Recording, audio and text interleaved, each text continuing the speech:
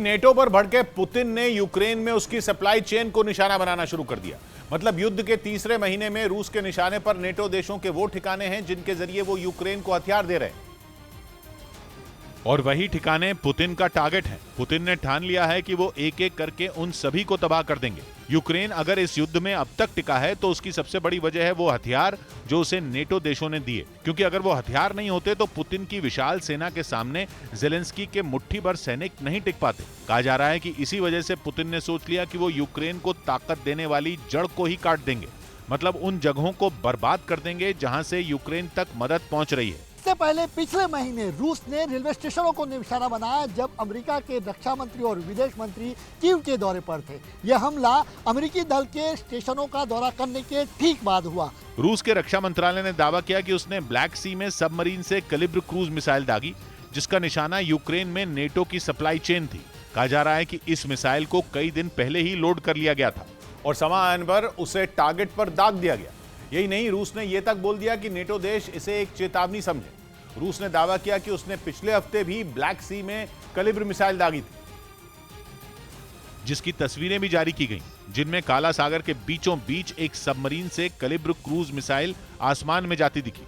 रूस का कहना है कि इस खतरनाक मिसाइल के निशाने पर यूक्रेन में नेटो देशों के अलग अलग अड्डे थे। इस मिसाइल को इसकी खूबियां खतरनाक बनाती हैं, क्योंकि इसमें सामान्य और परमाणु बम दोनों दागने की ताकत है। मतलब ये कि इस मिसाइल को दाग कर पुतिन ने नेटो देशों को फिर से बता दिया कि वो उन्हें हल्के में न लें।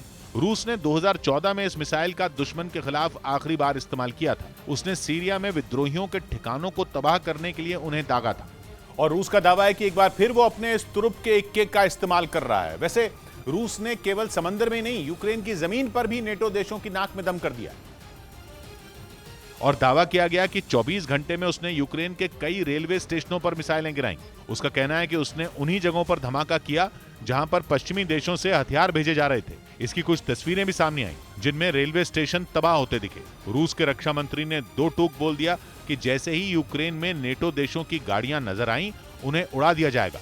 एक रिपोर्ट में बताया गया कि यूक्रेन में रेल यातायात के प्रमुख ने भी इन हमलों की पुष्टि की और बताया कि रूस के हमलों की वजह से यूक्रेन में कई ट्रेनें देर से चल रही हैं।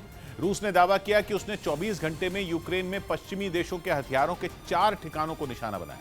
यही नहीं, उसका कहना है कि उसने इन 4 ठिकानों समेत यूक्रेन के 40 सैन्य ठिकानों पर हमला किया।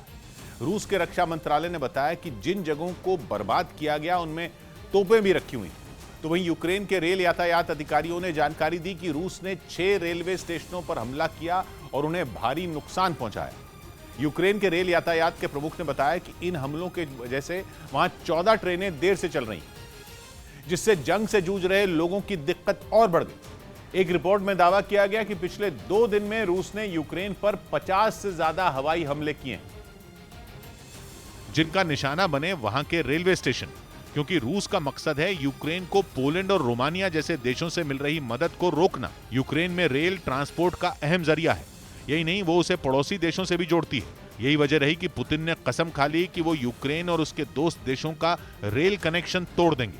यूक्रेन की मदद करने वाले देश नेटो का हिस्सा हैं। कहा जा रहा है कि रूस की इस चाल की काट वो जून के आखिरी हफ्ते में स्पेन में होने वाली मैड्रिड समिट में तलाशेंगे। नेटो चीफ का कहना है कि इस समिट में वो इस बात पर चर्चा करेंगे कि नेटो देश और मजबूत कैसे हों।